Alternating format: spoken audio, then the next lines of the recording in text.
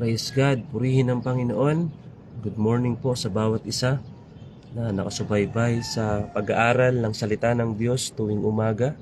Isang napakalaking pribilehiyo at napakagandang tingnan na ang mga mananampalataya ay nagkakaroon ng ganitong mga programa na sa unang araw pa lang o paggising natin ng umaga ay bubukad na sa atin ay yung salita ng Panginoon. Amen? Dahil yan yung susi para lalo nating makilala ang Panginoon at para lalo tayong tumatag sa ating paglilingkod sa Panginoon. Purihin ang Panginoon. Sa lahat po ng naririto na ay pwede nyo pong i-share para maabot po yung mga iba nating mga kapatid at para maraming maabot ang Ebanghelyo ng Panginoon sa pamamagitan ng online, Facebook Live. At purihin ng Panginoon. Ang ating pong devotion ay ihahatid po inyong lingkod sa pangunguna ng District 8 under by Pastor Pedro Gondranayos. Purihin ang Panginoon. Tayo po muna ay sama-samang manalangin bago po tayo mag-aral ng kanyang mga salita. Tayo po ay manalangin. Oh, hallelujah! Purihin kayo, Panginoon. Pinapasalamatan po namin kayo sa dakila at napakalawak na kahabagan po ninyo sa inyong mga lingkod. Isang napakalaking pribilehiyo po, Panginoon, na aralin po namin ang inyong salita at ito po ay hindi ninyo inangkin kundi ang inyong mga salita ay inihahayag nyo palalo sa amin. Kaya napakapalad po namin, Panginoon, na yung salita ninyo, O Diyos na makapangyarihan sa lahat, ay hindi ninyo ipinagdamot sa inyong mga lingkod, kundi hinahayaan nyo na lagi namin itong pagbulay-bulayan araw at gabi para lalo po namin kayong makilala. Kaya ang dalangin ko po, Banal na Espiritu, sa aming pagbubulay ng inyong mga salita, O Diyos, inihiling ko po, Panginoon, na lahat ng nanonood sa online na ito, bigyan nyo kami, Panginoon, ng knowledge and wisdom na nagmumula sa inyo, Holy Spirit. At hindi lang kami mapagpala ng inyong mga salita, kundi ito ay maisa pang buhay namin. Hindi lang kami mabless sa inyong salita, kundi ito ay maipamuhay namin at araw-araw po namin itong maipamuhay at mai-apply bilang isang mga lingkod po ninyo. Tulungan nyo kami na maunawaan po namin ang inyong mga salita. Pinapasalamatan po namin kayo ngayong umagang ito. You're welcome, Holy Spirit. Inaanyahan po namin kayo, Banal na Espiritu, sa aming pag-aaral ng inyong mga salita. Pinupuri po namin kayo sa pangalan ng Panginoong Yesus. Amen and amen. Isang mapagpalang umaga po muli sa ating lahat. Ako po ang inyong lingkod, Daniel San Juan, mula sa District 8.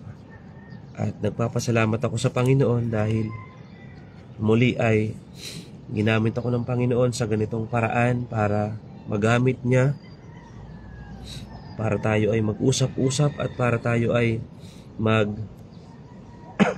ng kanyang mga salita.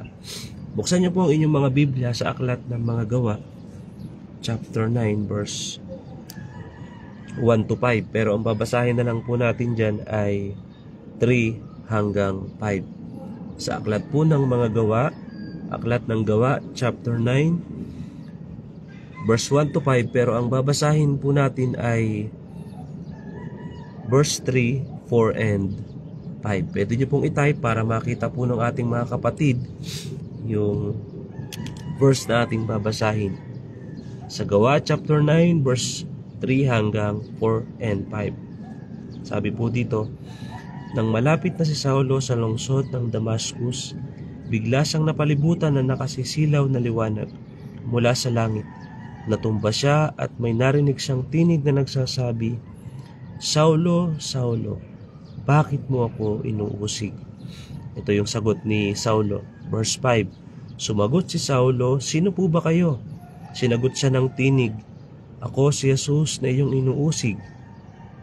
Isama na natin yung verse 6, tumayo ka at pumunta sa lungsod at doon ay may magsasabi sa iyo kung ano ang dapat mong gawin.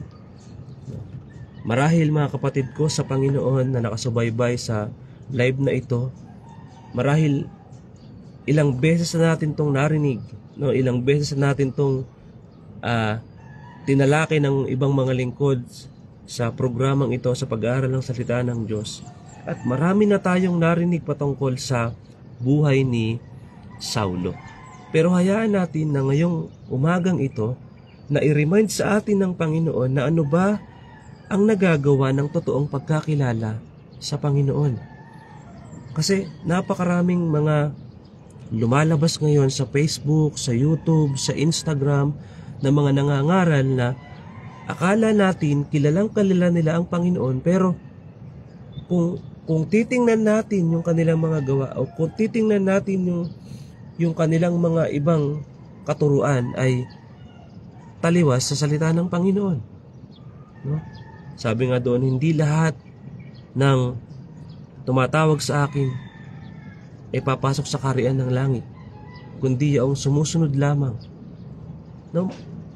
Sa panahon natin ngayon bilang mga Kristiyano, kailangan mag-ingat po tayo sa mga napapanood po natin kung talagang kilala ba nila ang Panginoon ng totoo o kilala lang nila ang pangalan ng Panginoong Hesus at kilala lang nila na ang Panginoong Hesus ay nagpapagaling, dun na lang. Pero hayaan natin na ngayong umagang ito, pag-aralan natin na ano nga ba ang totoong nagagawa ng pagkakilala sa Panginoong Hesus. At hindi lang po natatapos yon sa pagkakilala. Na hindi lang sapat na kilala mo yung isang tao, kundi ito ay susuriin mo ang isang cellphone kapag bibilihin mo. Hindi ka lang babase sa ganda ng panglabas, maganda yung camera, maganda yung gilid ng cellphone, maganda yung front cam ng cellphone, maganda yung LCD ng cellphone, kundi pag bumibili ka ng cellphone, lahat ng settings, no, yung software ng cellphone ay iyong titingnan, i-check mo mabuti para makita mo at para lalo mo pang makilala yung cellphone or lalo mo pang maging, ang tawag dito, lalo mo pa siyang masuri. Ngayon, ang pag-aaralan natin ay buhay ni Saulo. At si Saulo, alam na po naman na po natin ito, siya ay isa sa pinaka matinding nanguusig sa mga anak ng Diyos. Noong mga panahon nang siya ay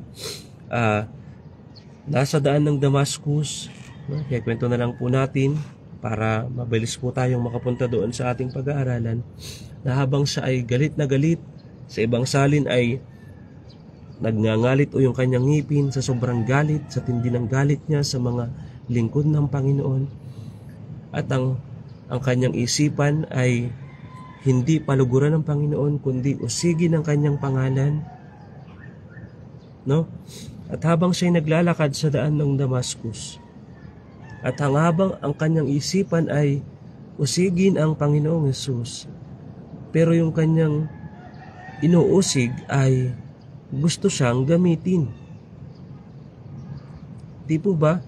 Yung kaisipan ng Panginoong Hesus ay hindi siya sumpain. Ang kaisipan ng Panginoong Hesus, habang iniinsulto ni Saul ang pangalan ng Panginoong Hesus, habang iniinsulto ni Saul ang Panginoong Hesus mismo, pero yung iniinsulto niya, ang kaisipan ay gamitin siya at makakilala siya sa Panginoong Hesus. At ang sabi diyan,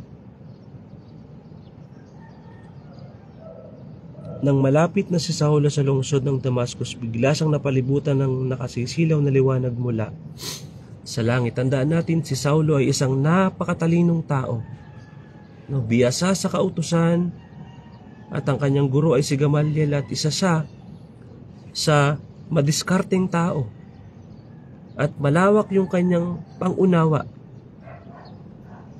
Pero hindi niya kilala yung Panginoong Hesus.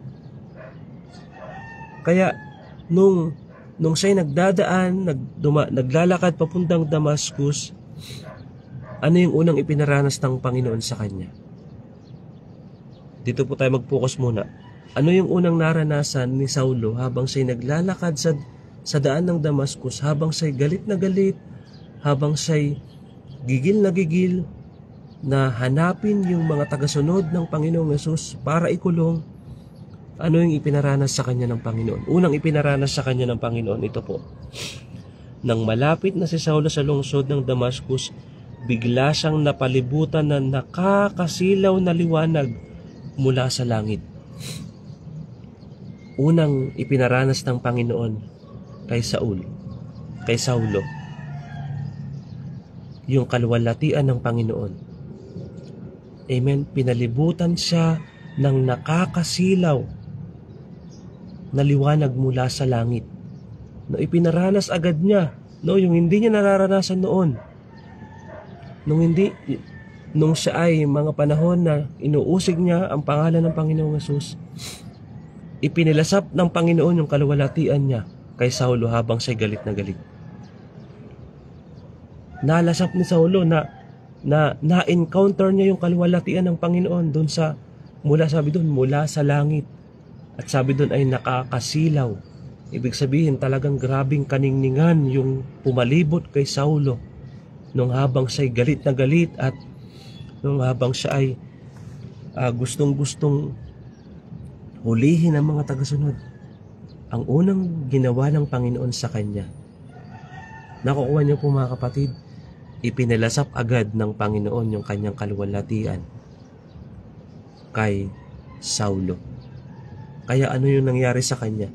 Yung kanyang galit, no? Marahil siya ay, kasi noong mga panahon ito, proud siya, at kung sa panahon natin, siga, di po ba? Proud siya kasi meron siyang sulat, letter. Humingi siya ng authority. Kumbaga meron siyang authority na ipapakita niya sa mga mananampalataya. Ito yung letter na ako ang huhuli sa inyo. Pero nung siya naglalakad, nalasap niya agad yung kaluwalhatian ng Panginoon. Ano yung nangyari sa kanya? No? Natumba siya, no? Na-slain agad siya nung naramdaman niya o na-encounter niya yung kaluwalhatian ng Panginoon. Natumba siya. No? Yung lalaki na sisiga-siga na, narito ako, huhulihin ko kayo. Nagagalit ako sa inyo. Di po ba? Pero nung nalasap niya yung kaluwalhatian ng Panginoong Yesus, nung nalasap niya mga kapatid, nung na-encounter niya, nung napalibutan siya ng nakakasilaw na liwanag mula sa langit, ano yung nangyari sa kanya? Natumba siya, na-slain siya. Tayo nga, di po ba, lumalapit pa tayo sa unahan, pinapatungan na tayo ng mga pastor ng kamay para tayo ay ipag-pray, no? Pero siya, no, walang lingkod ng Panginoon na pumatong sa kanya na sa ulo para siya ma-slain o ipag-pray, kundi yung totoong kaluwalhatian ng Panginoon na ipinaranas ng Diyos sa kanya. Isang napakasamang tao, isang napakasamang kaisipan, isang taong umuusig sa pangalan ng Panginoong Yesus, pero yung inuusig niya, binigyan siya ng hindi pangkaraniwang kaluwalhatian at pinalibutan siya doon na nakasisilaw na liwanag mula sa langit. At ano yung nangyari sa kanya? Natumba siya at may narinig siyang tinig na nagsasabi, ito po, pakitype nga po, narinig, no? Pakitype nga po ng mga kapatid ko sa Panginoon, sabi diyan, sumagot siya at may narinig siyang tinig. Sumagot siya, sino po ba kayo? At sinagot siya ng tinig, ako si Jesus na iyong inuusig. Narinig niya yung tinig ng Panginoon. Narinig niya yung tinig ng Panginoon. Pagkatapos niyang ma-experience yung kaluwalhatian ng Panginoon, na sabi doon ay nakasisilaw na liwanag mula sa langit. After niyang ma-encounter yun, narinig niya yung tinig ng Panginoon na nagsasabi, Saulo, Saulo, bakit mo ko inuusig? Tandaan po natin, ang unang inuusig ni Saulo ay hindi mga mananampalataya. Ang unang inuusig niya yung mismong Panginoong Yesus na nagpalasap sa kanya ng kaluwalhatian habang siya'y galit na galit sa Panginoong Yesus. Kaya kung makikita natin, grabe yung kahabagan at kabutihan at pag-ibig ng Panginoon sa isang taong nagagalit sa kanyang pangalan, pero ang ipinalit niya ay kaluwalhatian ng Panginoon. Tingnan po natin yung totoong nakaka-encounter sa Panginoon o nakakakilala sa Panginoon. No? Talagang hindi pwedeng hindi iparanas agad ng Panginoon yung kanyang kaluwalhatian. Hindi pwedeng iparanas ng Panginoon yung kanyang tinig. Sa atin ngayon, no, maraming nag-aantay na, Panginoon, gusto ko pong marinig yung tinig niyo katulad ni Saulo. Ito na salita ng Diyos na araw-araw nating inaaral, hindi pa ba sapat to na nangungusap sa iyo ang Panginoon? Ay hindi, Panginoon, gusto ko talagang marinig kayo. Paano mo maririnig ang Panginoon hindi ka naman nag-aaral ng kanyang salita? Paano mangungusap sa iyo ang Panginoon kung hindi mo minemeditate ang salita ng Panginoon? Ang hirap kasi sa mga Kristiyano, sa ibang mga Kristiyano, hindi masama na magnasa tayo na, Panginoon, gusto ko kayong marinig, pero baka doon na lang tayo napopokus, na hinihintay na lang parang katulad ng isang mangga na habang ikaw ay nakaganyan, hinihintay mo na lang na lumaglag. Panginoon, sige, ilaglag niyo po ito. Hindi po ako gagawa ng paraan para basta nandito lang ako. Hindi po ganun. Na Panginoon, sige po, hintayin ko po yung tinig niyo. Pero hindi ka naman nagbabasa ng salita ng Diyos, hindi ka naman nag-aaral ng Word of God, hindi ka nagme-meditate. Narito na yung tinig ng Panginoon na mangungusap sa atin. Umaga, hapon, 3:00. At sa gabi, si Ma'am Baby na nagpapahayag ng Word of God. Hindi pa ba yun sapat para mangusap sa atin yung salita ng Panginoon? Si Saulo, ang sabi ng Panginoon sa kanya, bakit mo ako inuusig? Narinig niya yung tinig ng Panginoon. At alam niyo, napakapalad po natin. Napakapalad natin, mga kapatid. Kasi araw-araw naririnig natin yung salita ng Panginoon. Tuwing umaga pa lang pagbukas ang ating mga mata, pagkatapos nating mag-pray ng personal devotion at hawakan ng Biblia, pagbukas pa lang natin ng cellphone, ito agad ang bubungad sa atin pag-aaral ng salita ng Diyos tuwing umaga. Hindi pa ba sapat yon na pangungusap ng Panginoon at para namnamin yung kanyang salita? Kaya maraming bumabaksak na mga Kristiyano na paisi-isi na lang. At marami akong kilala na narinig daw nila ang tinig ng Panginoon. Nakita raw nila yung pinto sa langit na napakaliwanag at ginto. Pero bakit wala sa paglilingkod? Yung mga kilala ko na nakakarinig daw ng tinig ng Panginoon na tinatawag sila, wala sa paglilingkod. Ako personally, hindi ko pa talaga naririnig ang tinig ng Panginoon yung tinatawag nating audible voice. Pero sapat yung salita ng Panginoon kapag araw-araw mo itong ninanamnam mo, iniisip. Di ba kapag ikaw ay may minamahal, kapag LDR kayo, lalong-lalo na sa mag-asawa na nasa ibang bansa yung asawa mo, ikaw ay nasa Pilipinas. Di ba kahit pag iniisip mo naman, meditate mo yung kanyang, kumusta na kaya yung asawa ko, napakaganda talaga ng asawa ko. Kahit nasa ibang bansa ka at nasa Pilipinas ka, mai-inlove ka kapag iniisip mo yung itsura ng iyong asawa at inaalala mo yung asawa mo. Ganon din sa salita ng Panginoon kapag lagi nating minemeditate at inaaral. Panginoon, sabi sa inyong mga salita sa John chapter 3 verse 16, Panginoon, Lord, gayon na lamang ang pag-ibig niyo sa akin. Kaya ang ibinigay ninyo, ang inyong anak. Di po ba nangungusap na sa atin ng Panginoon sa pamamagitan ng salita ng Panginoon? Katulad ni Saulo, narinig niya ang tinig ng Panginoon. At pagkatapos niyang marinig ang tinig ng Panginoon, ano ang ginawa niya? Tumayo agad siya. At merong kinausap ang Panginoon na lingkod ng Panginoon na ang pangalan ay Ananias. Kaya ang sabi diyan sa verse 15, talon po tayo. Gawa chapter 9 verse 15. Pero sinabi ng Panginoon kay Ananias, lumakad ka dahil pinili ko siyang maglingkod sa akin para ipakilala niya ako sa mga hindi Hudyo at sa kanilang mga hari at sa mga Israelita. At ipapakita ko rin sa kanya mga paghihirap na dapat niyang danasin para sa akin. Tandaan po natin ito. May kinausap ang Panginoong Yesus na lingkod ng Diyos na ang pangalan ay Ananias. Kaya inutusan siya, sabi ng Panginoon sa kanya, Ananias, puntahan mo yung isang lingkod na tinawag ko na ang pangalan ay Saulo. Hindi natin babasahin, kaya kwento ko na lang po.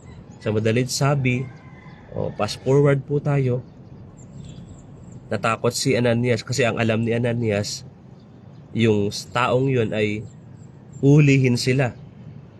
Bakit biglang inutos ng Panginoon? Ananias, puntahan mo yung taong yun. Kaya ang sabi niya, di po ba Panginoon, yung taong yun ay naparito para hulihin kami. Bakit pinapupuntahan niyo po sa akin yun? O di mahuhuli niya ako pag pinuntahan ko yun. Pero ang plano ng Panginoon ay tawagin yung taong kinatatakutan ni Ananias, si Saulo. Kaya agad sumunod si Ananias, pinuntahan niya doon. At ito pa yung matindi. Ang sinabi ng Panginoon kay Ananias, puntahan mo si Saulo at ipapakita ko sa kanya ang magiging paglilingkod niya ay puro paghihirap. Sa atin po,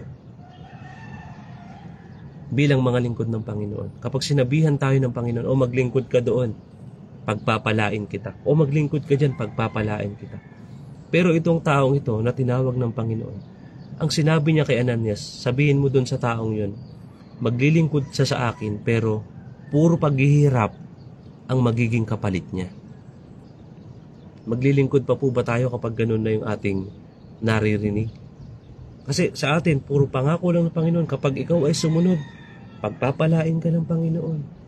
Kapag ikaw ay nagbigay, giginawang buhay mo, ibabalik ng Panginoon, sigsigat, lilig at umaapaw. Paano kapag sinabi na ng Panginoon na magbigay ka, pero lalo ka pang maghihirap? Magbibigay pa po ba tayo? Pero alam ko po na kaya ko po ito sinasabi dahil kahit mahirap yung paglilingkod, kahit mahirap yung ginagawa nating pagsasakripisyo sa paglilingkod, basta ang Panginoong Yesus ang ating ipinapakilala, okay lang po yun. Kahit mahirap yung sitwasyon sa paglilingkod, kung ang Panginoong Yesus naman ang iyong ipinapakilala sa mga tao, okay lang po yun. Bakit ko po sinabing okay lang? Kasi sasamahan ka ng Panginoon. Sabi doon sa salita ng Diyos, kung ang Diyos ay panig sa atin, sino yung laban sa atin? Kakampi natin ng Panginoon, tutulungan tayo ng Panginoon. At hindi papayag ang Panginoon na lagi kang naghihirap. Si Saulo naman, hindi naman lahat paghihirap yung kanyang naranasan. May mga panahon na may mga nakasama siya at may mga panahon na siya ay may mga nauutusan, si Timoteo. No? May mga panahon na siya ay may mga kasama. Ito matindi. Pagkatapos ng buhay niya sa mundong ito, pagkatapos ng buhay niya sa paghihirap na ito, may langit na doon tayo giginawa yung ating buhay. Habang buhay na yon, mga kapatid. Kaya sinabi ko pong okay lang na tayo ay naghihirap para sa pangalan ng Panginoon. Bakit? May langit na naghihintay sa atin. Kaya ang nangyari, fast forward po tayo bago tayo magtapos. Pinuntahan ni Ananias si Saulo.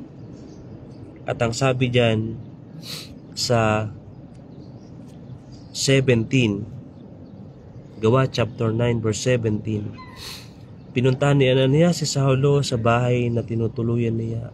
At pagpasok niya roon ay ipinatong niya ang kanyang kamay kay Saulo. Ito po, ipinatong yung kanyang kamay kay Saulo. At pagkatapos, sinabi niya, Saulo, kapatid ko sa Panginoon, pinapunta ako rito ng Panginoong Hesus. Siya ang nagpakita sa iyo sa daan ng papunta rito. Inutusan niya ako rito para muli kang makakita.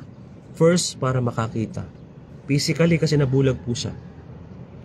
Physically, ay nabulag siya kasi yung kaluwalhatian at kaninningan ng Panginoon na hindi mo pwedeng pagmasdan kasi talagang mabubulag ka, no? Si Juan nga, di po ba, nung siya ay nakita niya, natumba siya, no? Si Moises, nung sabi niya, hubarin mo ang iyong pangyapak dahil nandun yung kaluwalhatian ng Panginoon, dahil dakong banal yun, na kung saan kapag dumating ang kaluwalhatian ng Panginoon ay nagiging dakong banal. Kaya nabulag si Saulo nung napalibutan siya ng nakakasilaw na liwanag. Kaya ang unang ginawa ni Ananias, inileen si Saulo at muling nagbukas yung kanyang physical eyes at nakakita siya. At higit sa lahat, ito yung pinakamagandang nangyari sa kanya. Kaya ang sabi ko po kanina, doon sa mga nahuli, ang sabi ko po kanina, hindi lang natatapos nakilala lang natin ang Panginoong Hesus. Dahil may pagkatapos ng pagkakilala natin sa Panginoong Hesus, ng totoong pagkakilala, ano ang gagawin ng Panginoon sa atin? Ito po, kapatid ko sa Panginoon, pinapunta ko rito ng Panginoong Hesus. Siya ang nagpakita sa iyo sa daan ng papunta ka rito. Inutusan niya ako para makakita ka at mapuspos ng banal na Espiritu. Hindi lang sapat na kilala natin ang Panginoon. Kailangan mapuspos din tayo ng kanyang banal na Espiritu. Take note, mga kapatid ko sa Panginoon, napakaraming matatalino ngayon na nangangaral. Napakaraming mga lingkod ng Panginoon na kilala ko rin. Matalino lang sila sa mga libro at pag-aaral, pagsasaliksik ng salita ng Diyos. Pero yung buhay nila ay wala sa paglilingkod or walang kabanalan. Bakit? Kasi hindi siya puno ng banal na Espiritu eh. Meron po ba kayong kakilala na napakagaling mangaral? Mag-search kayo sa YouTube o sa Facebook, sa Google. Napakaraming lalabas na napakagaling mangaral. Pero yung buhay, magaling mangaral pero merong dalawa ang asawa. No? Magaling mangaral pero pag uwi ng bahay, binubugbog ang asawa. No? Maraming alam na mga bersikulo pero pag uwi sa bahay, pag uwi sa mga barkada, hindi malaman kung Kristiyano ba siya or unbeliever. Kaya si Saulo na isang dakilang manguusig ng Panginoong Hesus, binago siya ng salita ng Panginoon. At hindi lang doon yun nagtapos. Pinunusan ng banal na Espiritu. Kaya ang naging bunga nun, agad siyang pumunta sa mga bahay-sambahan ng mga Hudyo. Hindi para usigin yung mga lingkod ng Diyos, kundi para ipahayag na si Jesus ay anak ng Diyos. Amen po. Di po ba napakaganda ng nagagawa ng totoong nakakakilala sa Panginoon? At hindi napuputol yun doon, kundi mapupuno ka dapat ng banal na Espiritu. Makikilala mo yung Holy Spirit at mapupuno ka ng banal na Espiritu. Hindi lang sapat na sabi nga rito kapatid sa John 3:16, sabi nga dito sa Philippians chapter 2 verse 14 Hindi lang dun yun tatapos. Hindi lang dun sa napakatalas ng isipan mo sa mga bersikulo. Alam nyo, kahit bata, kahit Sino? Kayang gawin yan eh. Imemorya yung mga bersikulo. Pero yung Word of God na may kahalong pagpapuno ng Holy Spirit, hindi yun pwedeng dugain, hindi yun pwedeng dayain. Amen? Sabi nga doon sa 1 Corinthians, tayo ay templo ng Panginoon. Nananahan sa atin ng banal na Espiritu. Kaya tandaan po natin yung tatlo.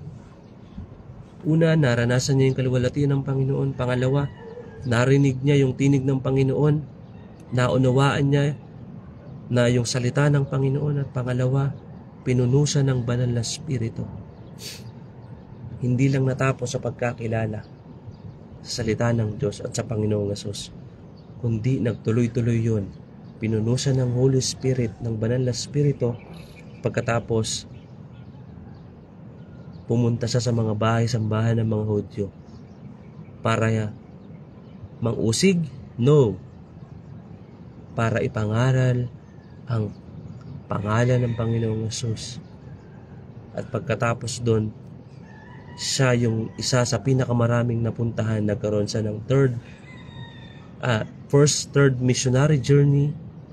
At marami siyang napuntahan at marami siyang napagpala. Kaya kung totoo kang nakakakilala sa Panginoon at pinupuno ng banal na Espiritu, kahit may hirap, kahit may pagod, kahit walang pera, itatanyag mo pa rin ang pangalan ng Panginoong Hesus. Amen. Tayo po ay manalangin. Manaming Diyos sa mga pangyarihan sa lahat, salamat po sa mensahe niyo sa amin. Bilang mga lingkod po ninyo, salamat po dahil hinahayaan niyo banal na Espiritu na pagbulay-bulayan po namin ang inyong mga salita. At maraming salamat po sa mensahe ninyo na ibinigay po sa amin bilang mga lingkod niyo. Ang dalangin po namin, Panginoon, lalo pa po namin maunawaan kung ano ba ang nangyayari kapag totoong nakakakilala sa inyo, O Diyos. Pagpalain po ninyo, Panginoon, ang mga kapatid ko na nakibahagi sa pag-aaral ng salita ng Diyos tuwing umaga, at sa lahat ng mga maaabot pa ng live na ito, Panginoon, tumawag nga po kayo na mga kaluluwa, na mga tao na hindi pa nakakakilala sa inyo. At Lord, we pray, Panginoon, salvation, Panginoon, sa buong Pilipinas. At hindi lang sa Pilipinas, sa lahat ng naaabot ng Facebook Live na ito sa mga ibang bansa.